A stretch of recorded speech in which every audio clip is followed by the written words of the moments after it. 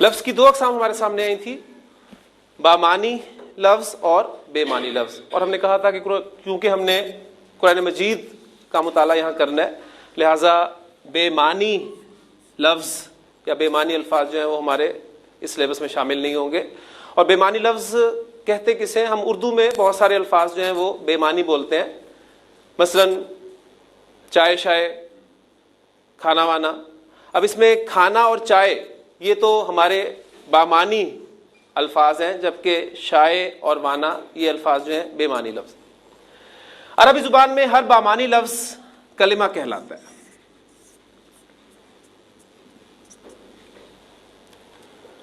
کلمہ کی تین اقسام ہم نے کل پڑھی تھی، اسم،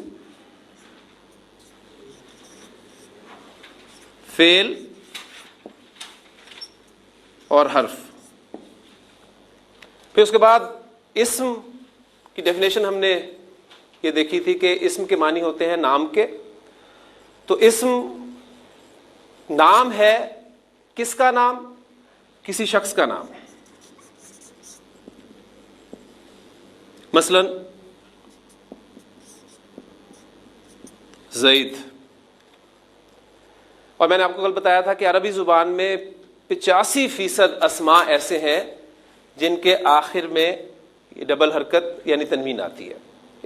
تو جو بھی اسم آپ کے سامنے بورڈ پر آئے گا اس کے بارے میں غالب گمان ہمارا یہی ہوگا کہ یہ اسم جو ہے اس پر تنوین آتی ہے، اور یہ ان 85% اسماء میں شامل ہے، الا میں اس کے بارے میں آپ کو مزید کچھ بتاؤں. شخص کا نام، جگہ کا نام.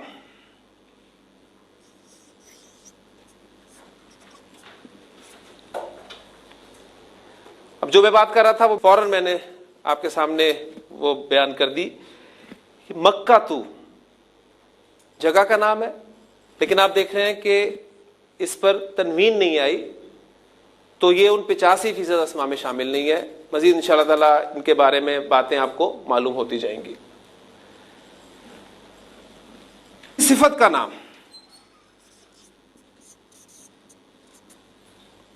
صالح، صالحن، نیک کے لیے لفظ استعمال ہوتا ہے. پھر کسی چیز کا نام، قلم. عربی زبان میں فعل وہی کلمہ کہلائے گا جس میں کسی کام کا کرنا یا ہونا زمانے کے حوالے کے ساتھ موجود ہو. زمانے کے حوالے سے مراد کیا ہے؟ میں آپ کے سامنے ایگزامپلز لکھتا ہوں. دیکھیں، یہ ایک لفظ ہے، کلمہ ہے مارا، اور اس سے پہلے انڈرسٹوڈ ہے کہ اس نے مارا. اس لفظ میں کام کا مفہوم ہے، اور وہ کام کیا ہے؟ مارنا. پھر اسی طرح مارتا ہے، اور اس سے پہلے انڈرسٹوڈ ہے وہ، اور مارے گا. ان تینوں جگہ پر کام کا مفہوم جو ہے وہ آپ کو ملے گا مارنے کا. لیکن کام کے مفہوم کے ساتھ ایک اور چیز آپ کو پتہ چل رہی ہے، وہ کیا ہے؟ زمانے کا پتہ چل رہا ہے. یہ مارا کام کے مفہوم کے ساتھ زمانہ ماضی کا پتہ چل رہا ہے آپ کو، مارتا ہے میں مارنا کام کے ساتھ زمانہ حال کا، اور مارے گا میں کام مارنا کے ساتھ مستقبل کا آپ کو پتہ چل رہا ہے. جبکہ ایک لفظ ہے مارنا، اس لفظ میں کام کا مفہوم ہے، لیکن آپ دیکھ رہے ہیں کہ کوئی زمانہ نہیں پایا جاتا. لہذا مارا، مارتا ہے اور مارے گا یہ تو ہوں گے فعل، کیونکہ اس میں کام کے مفہوم کے ساتھ آپ کو زمانے کا پتہ چل رہا ہے. جبکہ لفظ مارنا جو ہے یہ فعل نہیں کہلائے گا، بلکہ یہ اسم کہلائے گا. بلکہ اسم کی ایگزامپلز میں ہم ایک نام کا اضافہ اور کریں گے، اور وہ ہے کام کا نام. تو اسم کی تعریف کے بعد جو ایگزامپلز ہمارے سامنے آ رہی ہیں وہ کسی شخص کا نام زیدن، کسی چیز کا نام قلمن، کسی جگہ کا نام مکہ تو، کوئی صفت صالحون، یا کام کا نام بھی عربی زبان میں اسم کہلاتا ہے. اور پھر اب جو ہے کہ مارنا کی عربی کیا ہوتی ہے؟ وہ ہوتی ہے ضربن. اور یہ لفظ بھی آپ اردو زبان میں استعمال کرتے ہیں, اس نے ضرب لگائی. ٹھیک ہے, ضرب کے معنی ہے مارنا کے. کلمہ کی قسم حرف جو ہم نے پڑھی تھی وہ یہ تھی کہ یہ وہ کلمہ ہے جو اپنے معنی اس وقت تک واضح نہیں کر سکتا جب تک یہ کسی دوسرے کلمہ کے ساتھ مل کر نہ آ جائے. اب سب سے پہلے ہم انشاءاللہ تعالی اسم سے آغاز کریں گے. اسم کی ڈیفینیشن ہمارے سامنے آ چکی ہے, اس کی ایگزامپلز ہمارے سامنے آ چکی ہیں. مزید اس کے متعلق ہم جاننے کی کوشش کریں گے, کیونکہ میں نے کل آپ کو بتایا تھا کہ عربی زبان میں جملہ فعل کے بغیر بھی بن سکتا ہے. لہٰذا ہم پہلے اسم پڑھیں گے, پھر اس کے بعد فعل شروع کریں گے, اور ان کے درمیان میں ہی اسم پڑھتے ہوئے اور فعل پڑھتے ہوئے مختلف حروف کا مطالعہ کریں گے.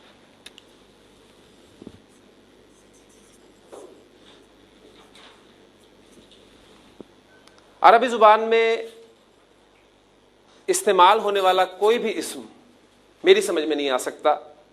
میں اسے نہ تو جملے میں استعمال کر سکتا ہوں, نہ گفتگو میں لا سکتا ہوں, نہ تحریر میں لا سکتا ہوں, جب تک مجھے اس کے بارے میں 4 باتیں معلوم نہیں ہوں گی. پہلی بات تو یہ ذہن میں رکھیے کہ 4 باتیں مجھے اسم کے حوالے سے معلوم ہونی چاہیے, تبھی میں اس اسم کو جملے میں استعمال کر سکتا ہوں. اب یہ 4 باتیں ہم پہلے اردو کے حوالے سے جاننے کی کوشش کریں گے. آپ کے سامنے کچھ ایگزامپلز میں اردو کی پہلے لکھ رہا ہوں.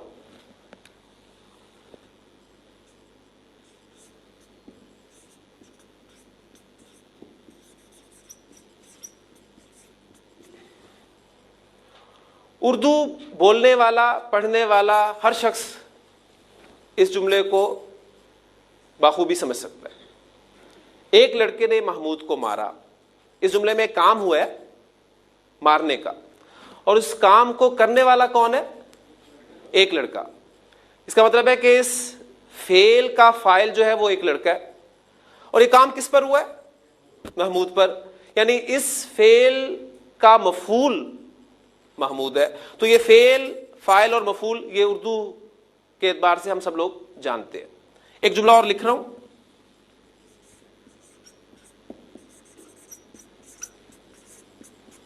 حامد نے محمود کو مارا. اس جملے میں بھی کام مارنے کا ہوا ہے, فاعل حامد ہے اور مفعول محمود ہے. لیکن مجھے یہ بتائیے کہ ان دونوں جملوں میں فرق کس چیز کا ہے؟ یہ فرق آپ کا اسم نکرہ اور اسم معرفہ کا ہے. یعنی یہ بھی آپ کے علم میں پہلے سے کچھ چیزیں ہیں. تو عربی زبان میں اب میں ایک ایک چیز ساتھ ساتھ آپ کو بیان بھی کرتا چلوں گا کہ عربی زبان میں بھی ہمیں کسی اسم کو جملے میں استعمال کرنے کے لیے اس کے معرفہ یا نکرہ ہونے کے بارے میں معلوم ہونا چاہیے. اور یہ چیز عربی زبان میں ہم وسعت ٹاپک کے تحت پڑھیں گے. ہمیں اسم کی وسعت کے بارے میں معلوم ہونا چاہیے, اور وسعت سے مراد ہے کہ اسم معرفہ ہے یا نکرہ ہے. ڈیٹیل سے انشاءاللہ تعالی ہم ان کو پڑھیں گے. ابھی صرف میں ان کا آپ کے سامنے ایک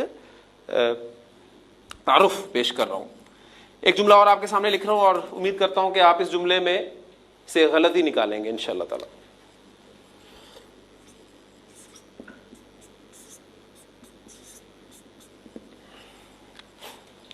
دیوار گر گیا.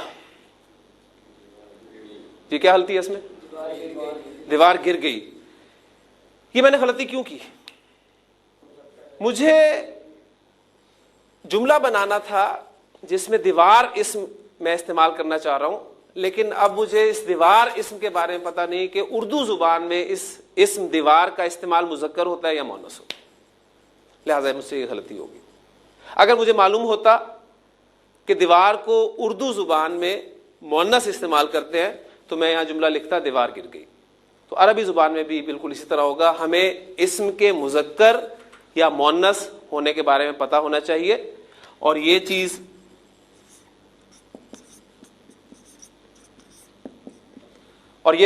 عربی زبان میں ہم جنس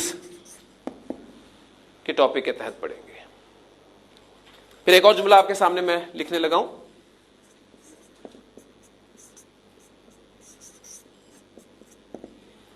دیوار گر گئی, یا تو دیواریں گر گئی ہوں. اب یہ غلطی بھی میرے سے کیوں ہو رہی ہے؟ مجھے لفظ دیوار, اسم دیوار کی جمع کے بارے میں معلوم نہیں ہے. میں یہاں استعمال جمع کا لفظ کرنا چاہ رہا ہوں لیکن مجھے معلوم نہیں ہے، لہذا میں سے غلطی ہوگی. یعنی مجھے عربی زبان میں بھی واحد،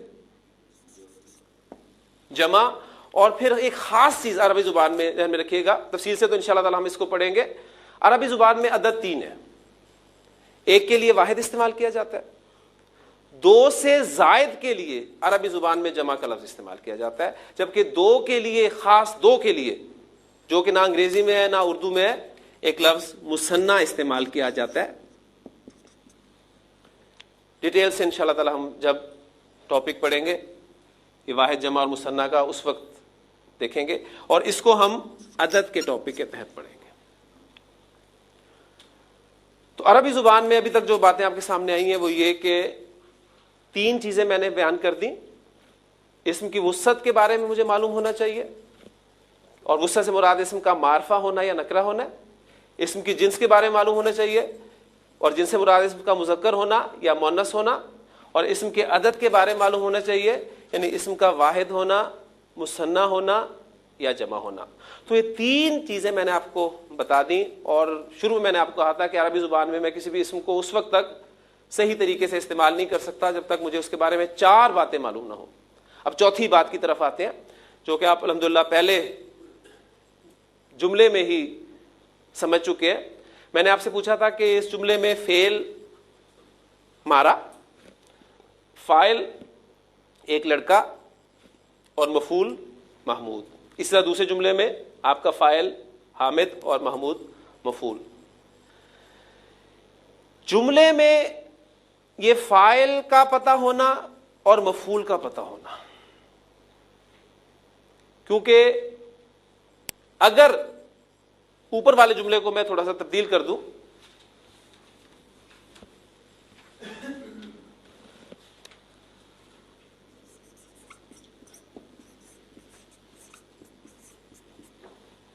محمود نے حامد کو مارا،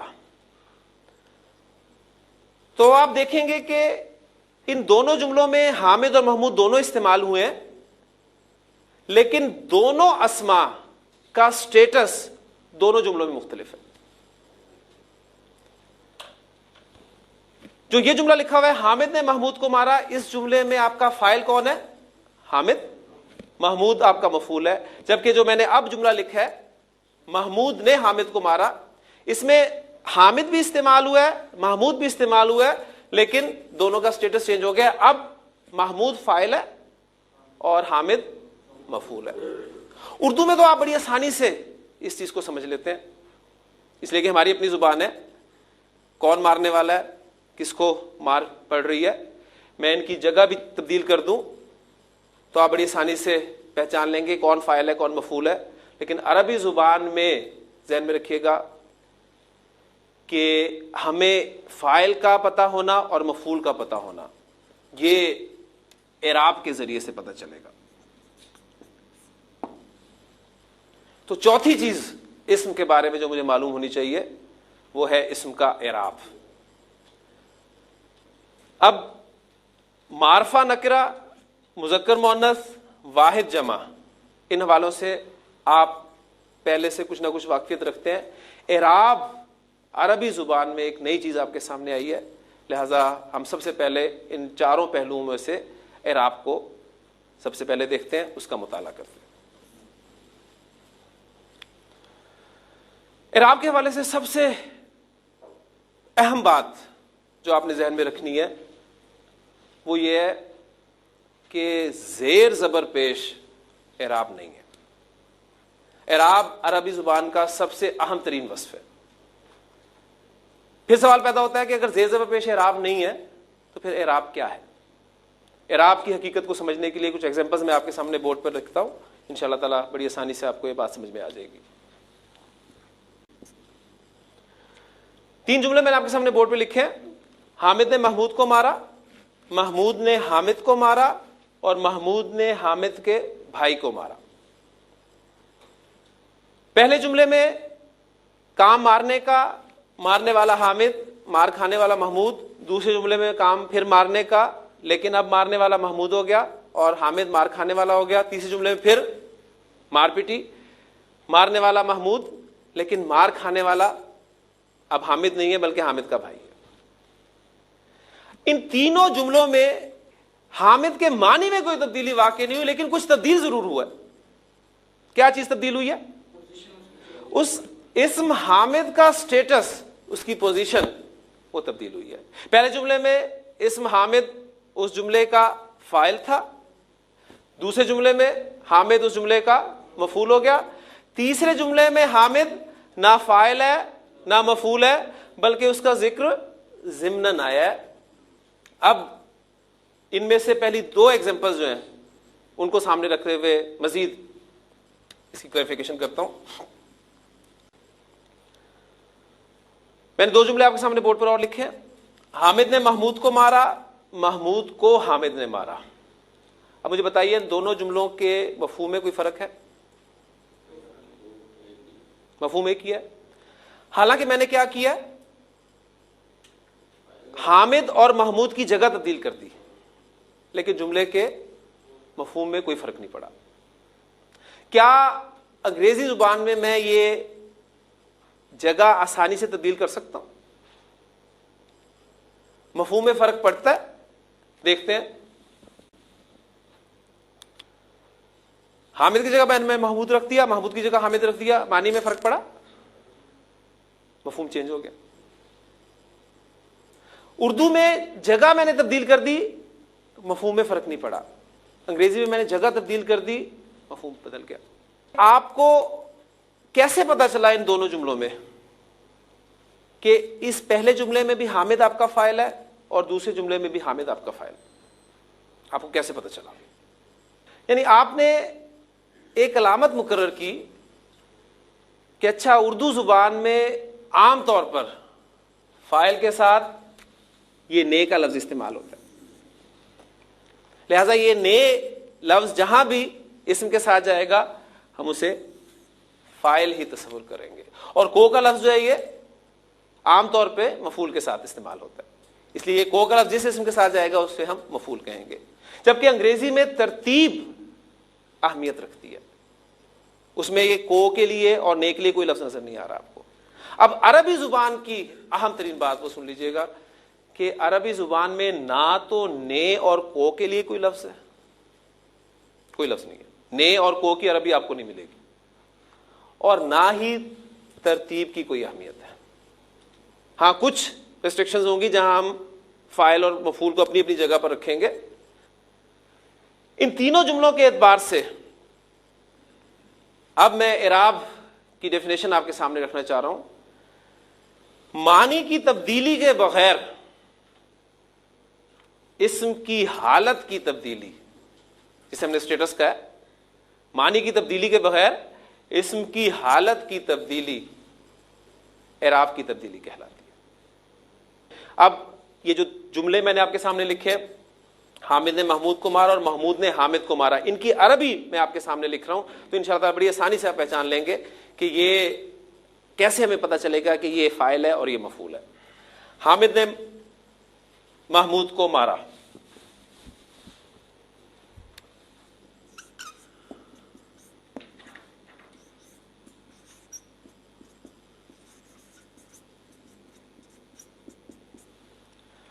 ضرب حامد محمودن, اور اس کا الٹ مفہوم دینے والا جملہ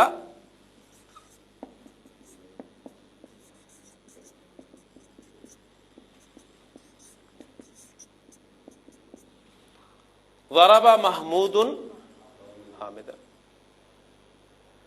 اب آپ دیکھ رہے ہیں کہ جب حامد جملے میں فاعل کے طور پہ استعمال ہوا تھا تو اس پہ میں نے دو پیش ڈالی تھی, اور جب حامد جملے میں مفعول کے طور پہ استعمال ہوا تو میں نے دو پیش کی جگہ پر دو زبر استعمال کی. اسی طرح محمود کے حوالے سے آپ دیکھ سکتے ہیں, محمود جب مفعول کے طور پہ تھا تو دو زبر کے ساتھ استعمال ہوا تھا, اور جب فاعل کے طور پہ آیا تو دو پیش کے ساتھ آیا. آپ کلمہ پڑھتے ہیں لا الہ الا اللہ محمد رسول اللہ صلی اللہ علیہ وسلم. اس کلمہ میں آپ کو اس محمدن کی شکل میں نظر آتا ہے. پھر آپ اذان میں کیا کہتے ہیں؟ اشہد ان محمدن.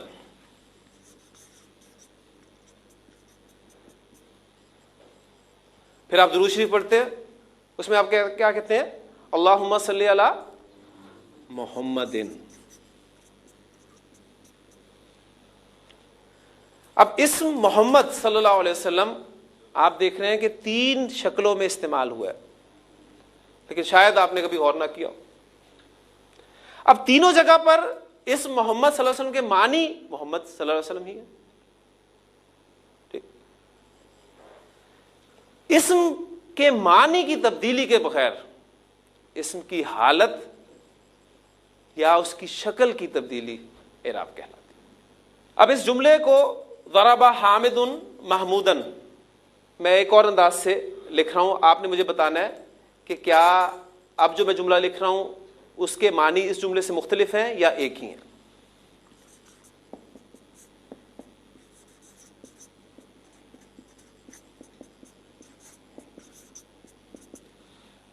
ضرب محمودن حامدن, ہاں یہ دونوں جملوں کے معنی ایک ہی ہیں یا مختلف ہو گئے؟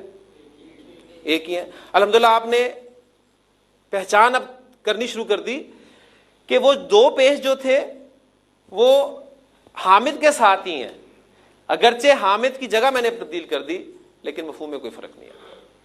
تو جو میں نے کہا تھا کہ عربی زبان میں نہ تو نے اور کو کے لیے کوئی لفظ ہے. اب آپ دیکھ رہے ہیں کہ اس میں 3 الفاظ استعمال ہوئے ہیں, 2 اسما ہیں, ایک حامد, دوسرا محمود اور ایک فعل استعمال ہوا ہے. اور ترتیب کا جہاں تک تعلق ہے وہ بھی آپ کے سامنے ہے, میں نے ترتیب تبدیل کر کے دکھا دی, کوئی مفہوم میں فرق نہیں پڑا.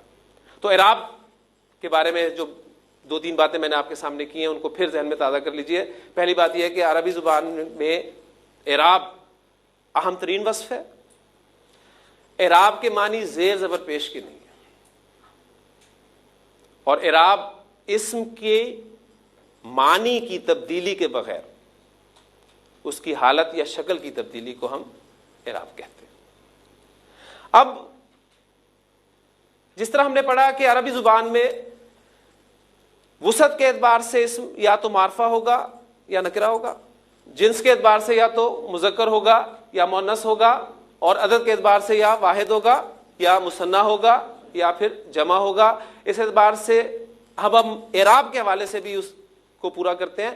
اعراب کے اعتبار سے اسم 3 حالتوں میں سے کسی ایک حالت میں آپ کو ملے گا, چوتھی حالت کوئی نہیں ہوگی.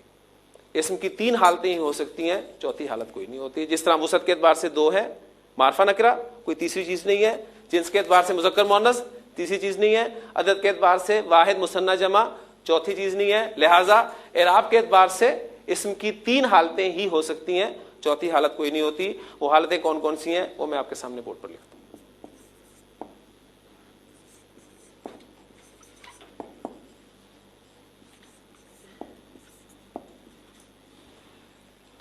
اعراب کے اعتبار سے اسم ان 3 حالتوں میں سے کسی ایک حالت میں آپ کو قرآن مجید میں ملے گا. یا اس کی حالت حالت رفع ہوگی, یا اس کی حالت حالت نصب ہوگی, یا اس کی حالت حالت جر ہوگی. چوتھی حالت اس کی کوئی نہیں ہوگی. اسم کی بنیادی حالت, جس حالت میں ہمیں وہ بلٹ ان فارم میں ملتا ہے, وہ اس کی حالت رفع ہوتی ہے. پھر کسی نہ کسی وجہ سے اسم اپنی حالت تبدیل کرتا ہے, حالت نصب میں جاتا ہے یا حالت جر میں جاتا ہے. کوئی نہ کوئی وجہ ہوگی جس وجہ سے اسم اپنی حالت یعنی اعرابی حالت تبدیل کرے گا. بغیر وجہ کے اسم نہ تو آپ کو حالت نصب میں نظر آئے گا نہ حالت جر میں نظر آئے گا. ہاں, بنیادی حالت اس کی حالت رفع ہوتی ہے. اب اتنا آپ کو اندازہ 2 ایگزامپلس پچھلی کرنے سے یقیناً ہو گیا ہوگا کہ آپ نے ایک اندازہ لگا لیا کہ اچھا اگر کسی جملے میں کسی اسم کو میں فاعل کے طور پہ استعمال کرنا چاہتا ہوں تو وہ اس کی حالت رفع ہوتی ہے, اور اگر مفعول کے طور پہ استعمال کرنا چاہتا ہوں تو وہ حالت نصب ہوتی ہے. ٹھیک, اب ہم دیکھیں گے کہ عربی زبان میں 85% اسما جن کے بارے میں ہم نے بات کی تھی, 85% اسما یہ وہ اسما ہیں جن پہ تنوین آتی ہے. یہ وہ اسما ہیں جو 3 اعرابی حالتوں میں 3 شکلیں اختیار کرتے ہیں. 3 اعرابی حالتیں، 3 شکلیں، لیکن ان کی 3 جو مختلف شکلیں ہیں اس میں تبدیلی بڑی چھوٹی سی مائنر سی تبدیلی ہے، بڑی آسانی سے آپ پہچان لیتے ہیں. اس کی ایگزامپل میں آپ کو پہلے دے چکا ہوں. مثلا اسم حامد کو ہی لے لیتا ہوں.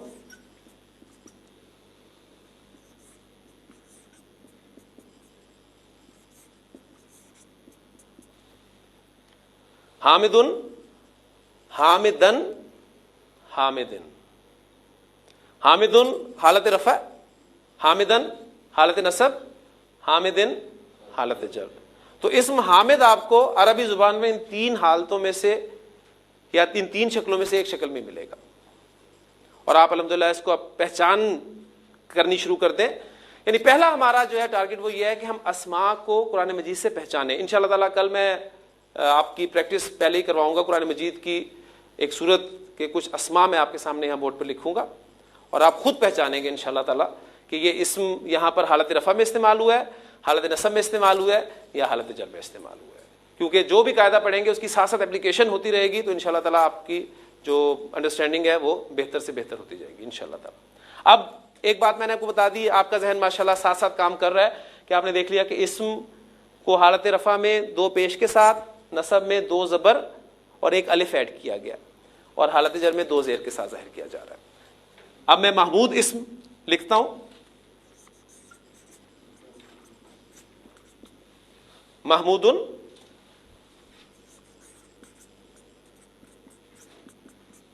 حالت نصب اس کی محمودن، حالت جر اس کی محمودن.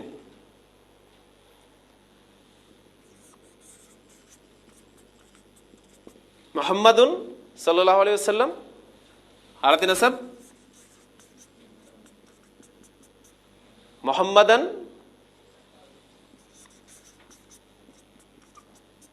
اور حالت جر محمدن. تو الحمدللہ آپ اس قابل ہو گئے ہیں جو پہلی مرتبہ عربی پڑھ رہے ہیں کہ وہ بتا سکتے ہیں کہ ہم کلمہ طیبہ میں اسم محمد صلی اللہ علیہ وسلم حالت رفع میں استعمال کرتے ہیں. ہم جب اذان میں اسم محمد صلی اللہ علیہ وسلم کا ذکر کرتے ہیں تو حالت نصب میں کرتے ہیں، اور درود شریف میں جب ہم اسم محمد صلی اللہ علیہ وسلم کا ذکر کرتے ہیں تو حالت جر میں کرتے ہیں. اسم کے مختلف حالتوں میں رفع، نصب، جر، ان 3 مختلف حالتوں میں ہونے کی مختلف وجوہات ہو سکتی ہیں. حالت رفع میں ہونے کی ایک بنیادی وجہ آپ کے سامنے آ چکی ہے کہ بلٹ ان حالت اس کی حالت رفع ہوتی ہے. حالت رفع میں ہونے کی اور بھی وجوہات ہوں گی، جیسے کہ فاعل کے طور پہ استعمال ہوگا تو حالت رفع میں ہوگا، مفعول کے طور پہ استعمال ہوگا تو حالت نصب میں استعمال ہوگا، اور نہ فاعل ہوگا نہ مفعول ہوگا تو اس کا تعلق کسی اسم کے ساتھ قائم کیا گیا ہوگا، یا کچھ حروف سے پہلے ایسے آئیں گے جو اس کو حالت جر میں لے جائیں گے، تب وہ حالت جر میں جائے گا. اب یہ جو تینوں ایگزامپلز میں نے آپ کو دی ہیں، کلمہ کی، اذان کی یا درود شریف کی، اس میں بات ایک ذہن میں رکھیے گا کہ لازمی نہیں ہے یہ کہ آپ کو جب بھی کوئی اسم حالت رفع میں ملے تو وہ فاعل ہی ہوگا. میں نے آپ کو بتایا کہ اسم کی تینوں حالتوں کی مختلف وجوہات ہو سکتی ہیں. ایک وجہ اس میں سے یہ ہے کہ استعمال ہوتا ہے تو حالت رفع میں استعمال ہوتا ہے. لہٰذا آپ اب اس کو اس کے ساتھ کنیکٹ کرنے کی کوشش کیجیے گا کہ لا الہ الا اللہ محمد رسول اللہ صلی اللہ علیہ وسلم میں محمد اسم جو ہے فاعل ہے. وہاں کوئی ڈیٹیل کا ذکر نہیں ہوا، ذہن میں رکھیے گا. وہاں صرف یہ بات ہے، ایک جملہ ہے کہ محمد صلی اللہ علیہ وسلم اللہ کے رسول. ٹھیک. اسی طرح حالت نصب میں جو کلام میں آپ استعمال کرتے ہیں وہاں وہ مفعول کے طور پہ استعمال نہیں ہوا. یہ جو میں نے آپ کو بات کی ہے، پھر دہراتا چلوں کہ اسم کی مختلف اعرابی حالت ہونے کی مختلف وجوہات ہو سکتی ہیں، جس میں سے ایک وجہ آپ کو پتہ چل گئی ہے کہ فاعل کے طور پہ ہوگا حالت رفع میں، اور مفعول کے طور پہ ہوگا تو حالت نصب میں استعمال ہوگا. باقی وجوہات انشاءاللہ تعالیٰ وقت کے ساتھ ساتھ آپ کو پتہ چلتی چلیں گی. اور وہ جو میں نے بات آپ سے کل کہی تھی کہ آپ نے کمپیریزن اپنا ضرور کرتے رہنا ہے کہ کل آپ کو کیا معلوم تھا، آج آپ کے علم میں کیا اضافہ ہوا ہے. ہاں جی، اب میں کچھ مزید اسماء کی پریکٹس آپ کو کرواتا ہوں.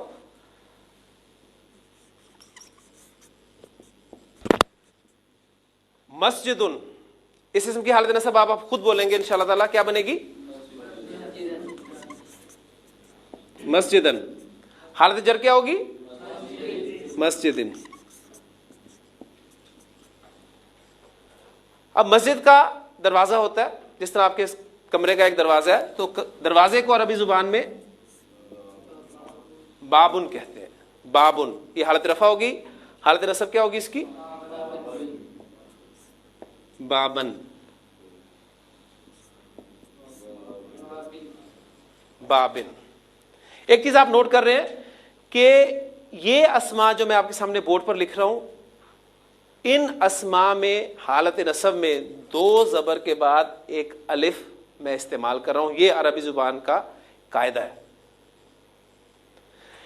ये 85% अस्मा है जो 3 इराबी हालतों में 3 शक्लें इख्तियार करते हैं।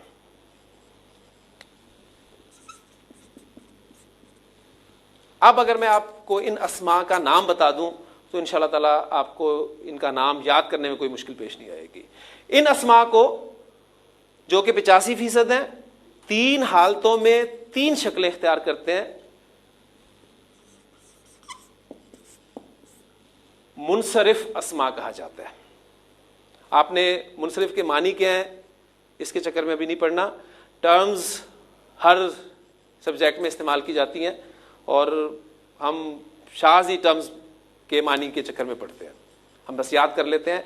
मैंने तरीका ये इख्तियार किया यहाँ पर कि पहले आपको बात समझा दी जाए, बात समझाने के बाद जब कंसेप्ट क्लियर हो जाए तो फिर उसका नाम जो कि एक मुश्किल टर्म में आपके सामने आएगा वो बता दिया जाए, तो अब आपके लिए ये नाम याद करना मुश्किल नहीं होगा। बजाय इसके कि मैं पहले कहूँ कि अब हम मुनसरिफ अस्मा पढ़ेंगे तो मुनसरिफ लफ्ज़ सुनते ही एक बोझ सा जहन पे पहले ही आ जाता है और फिर बात इतनी जल्दी समझ में नहीं आती। अब अल्हम्दुलिल्लाह आपको समझ में आ गया कि अरबी ज़ुबान में 85% अस्मा ऐसे हैं जो 3 इराबी हालतों में 3 शक्लें इख्तियार करते हैं।